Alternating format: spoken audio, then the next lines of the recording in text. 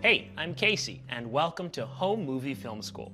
Today, we'll tell you what you need to get started shooting home movies. Recording a home movie is really simple. The one thing you need is a device that's able to capture video footage and audio. Fortunately for us, this functionality comes with a lot of new devices. Smartphones, tablets, digital cameras. If you need to figure out if your device can record video, a quick trick is to look for the little movie camera icon.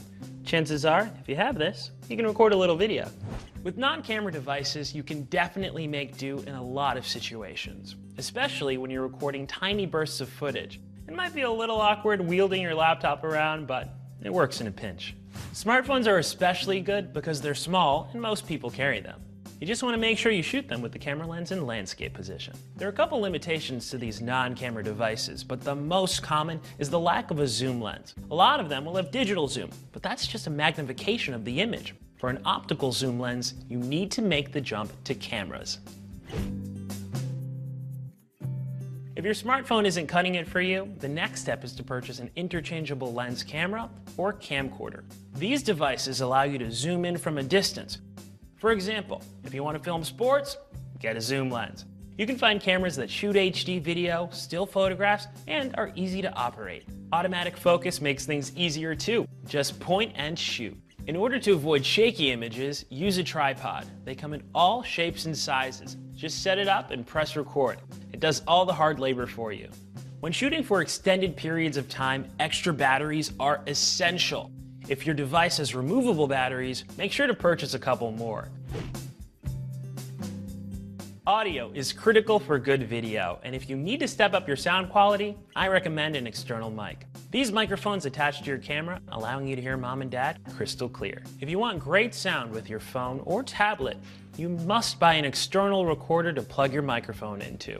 The only trick is you'll have to clap while both are recording to sync the audio and video together. All right, clap. Cameras and tripods and batteries, oh my. Picking the right equipment is just the beginning. Make sure to watch the rest of Home Movie Film School to improve your skills. I'm Casey, your Home Movie Film School instructor. In today's segment, we'll chat about what to shoot. Good videos are either stories or moments. Capturing a moment is being in the right place, but capturing a story is getting the right parts. Think who, what, where, why, when. When shooting, it's common practice to start by filming the where. Show the where visually with an establishing shot. Are you at school? Are you at the beach? Then dive into the story. Reveal the who. That is the subject. Who are we following? Who's the main character? Who's the protagonist? When is this happening? What's happening? Why? You can answer many of the W's by interviewing the subject. And try asking about emotions or opinions. Something like, are you nervous about the play? That way, you can up the emotional stakes.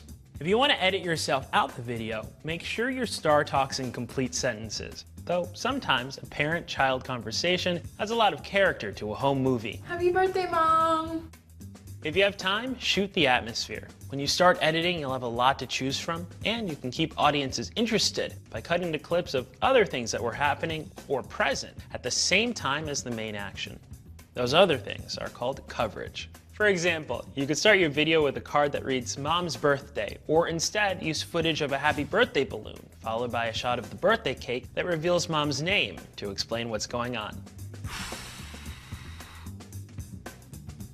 Happy birthday, honey. Oh, thank you. Coverage is a part of the story, yet sometimes the main subject is so interesting that you don't need to cut away to the other stuff to maintain interest. I say capture extra footage if you have the resources and time. In summary, Mr. and Mrs. Director, your first priority is to establish your story. Second, find the drama. Third, obtain all the appropriate coverage. I hope this helps with your video adventures. For more video tips, check out the rest of Home Movie Film School. Hi, I'm Casey. Today, let's talk about shooting your video. Back in my day, video cameras used tape. Kids these days just drag and drop footage from memory cards onto the device itself, which allows them to edit instantly. With this new breed of cameras comes new ways of shooting. The first thing you want to figure out with your camera is its focus function. Most cameras have either automatic focus or a manual focus. In automatic focus, your camera determines the focus point. It's usually in the middle of the frame. Sometimes it allows you to pick the focus point by using touchscreen. With a manual focus, you have to eyeball the focus point and adjust accordingly. Focus functions on cameras differentiate. Take time to learn yours. Nobody wants to look at a blurry image. Headroom is the amount of space between your subject's head and the edge of frame. You can have too much, or too little, or just right. A quick trick to get it just right is to line up the subject's eyes on the upper third. Divide the frame's height by 3. The subject's eyes should be 1/3 down from the top. If you're close or wide, you'll still have a good amount of headroom. Image stability is important. If you're forced to hold the camera in a fixed position for a long time, your arms can get tired and your image will have a lot of undesired bounce and shake. This can be extremely distracting. To keep a stable image, use a tripod for long interviews or events. Also, if you're holding a long zoom, which is prone to camera bounce, a tripod will stabilize your shot, but it can make the shot very static and impede your mobility. For this reason, don't be afraid to shoot handheld. When you want something to feel realistic, handheld is great. Adding camera movement to a static shot can really bring some life into your footage. Just make sure you give your arms a break. Your camera will record footage after you hit the record button, and keep going until you've stopped. It seems simple, right? Honey, are you recording? It is, but forgetting is an easy mistake to make. Make a mental note to double check every time. You're guaranteed to make the mistake once. Don't be too hard on yourself. Being able to hear what your subjects are saying will drastically improve the quality of your video. The closer you are to your subject, the better the sound will be. If you're in a loud room, you need to interview your subject. Take them to another room with less background noise. You'll be glad you got these bites when you hit the edit. By practicing these simple techniques, it'll make it much easier for your friends and family to enjoy your work. Remember, rules are made to be broken. Video is an experimental medium, so feel free to play with some of these techniques. Even outright ignore them. The point is to have fun and find your own personal filmmaking style. I hope you learned something, and if you want more, check out the rest of Home Movie Film School. Hi, I'm Casey, and today on Home Movie Film School, Video Editing Basics. Looking for a passive-aggressive way to alienate friends and family? I recommend making them sit through long, unedited stretches of home video. But if you actually want to entertain people and have a repeat audience, I would get familiar with basic video editing. The first thing you need is a video editing program. Check your applications to see if your computer or device already has one. If not, I would check on the various app stores. You can always experiment with a trial version. Take a little time to learn the program. They all operate a little differently, but the best way to learn is by doing, so don't be afraid if it's not perfect the first time. Like any skill, you'll get better with practice. Okay, now you have your program. The next thing you need is your footage. Make sure your footage is on the same device or computer as your editing program. These days, you can video edit on a smartphone, tablet, or computer. The trick is making sure all your footage is on the same device as your editing program, and your editing program can access it. If you're a worrywart, you might want to back up the footage somewhere before you begin editing. Alright, time to edit. A good rule of thumb is to watch all of your footage at least once. You never know what hidden gems you may find. However, if you were there and you shot it, you probably know the good bits. Start selecting the moments you want to share in the final video and make them standalone clips. This will allow you to tie all the footage together later. The idea is to cut out the boring bits. I love to edit to music. Song lyrics and melodies tell a story and add an emotional tone. If you have a lifestyle video, say a day at the beach, find a song that provides a voice for the subject. Just make sure the audio doesn't drown out the sound of your selected moments. You don't want too much going on.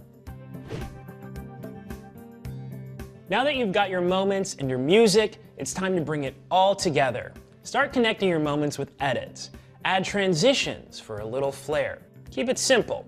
Find 1 or 2 transitions that fit the tone of your video and stick with those. Now that your video is put together, it's time to give it a title. This is an opportunity to tell your viewer what it's about. I recommend keeping it short, sweet, and descriptive. They're here to watch, not read.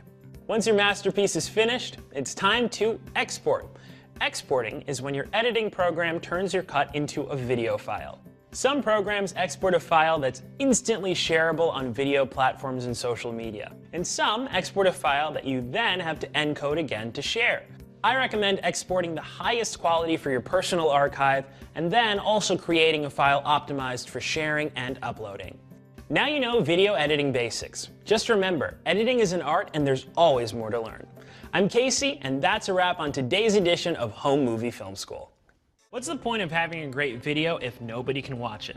Today on Home Movie Film School, how to get your videos online and deliver them to your audience. So you've edited an amazing video, and you just know your friends and family are gonna love it. What's next? Before you start clogging up inboxes with enormous video attachments, consider uploading your clip to a video sharing website like YouTube. This allows you to send links and post the video in various places without having to move around a lot of data.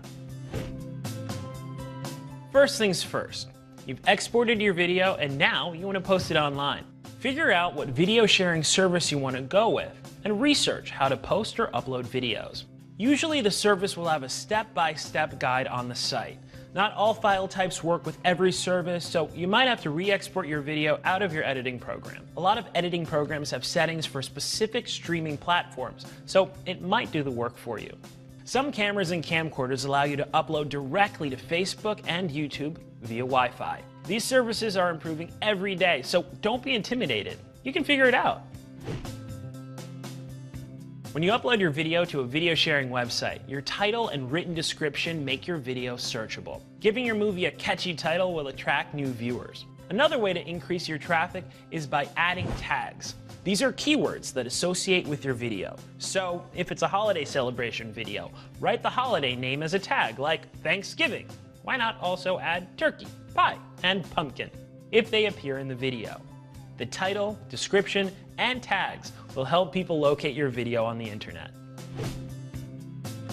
If you want to control who sees your video, most of these video streaming services have some sort of privacy setting functionality. You can use password protection or only make it viewable to certain accounts. These options are evolving every day, so make sure to review them before you publish your video. Now that you have your movie published on a video sharing service, it's time to share your work. Interfaces like YouTube make it easy to share videos on a variety of social media platforms. On the video page, click the Share tab below the video. Then you'll see a short link to your video, which you can copy to the clipboard, and several buttons that allow you to directly post your video to social media sites like Facebook and Twitter. You can even send the video link directly via email. There are numerous platforms in which you can share your video. Be sure to post it where your audience is most likely to see it. Remember, this video is a reflection of you, so make sure what you're presenting is appropriate and worth sharing. If you want to put in the extra effort, I highly recommend personalizing your emails and posts. That way your friends and family know just who made the video and that it means something to you. Feedback is the fun part. Read what people are saying about your video. Reply to the comments and enjoy the interaction by taking in the positive feedback. Most importantly, share something that matters to you. Circulate your video through your network of friends and family. I'm Casey. And that's a wrap on this edition of Home Movie Film School.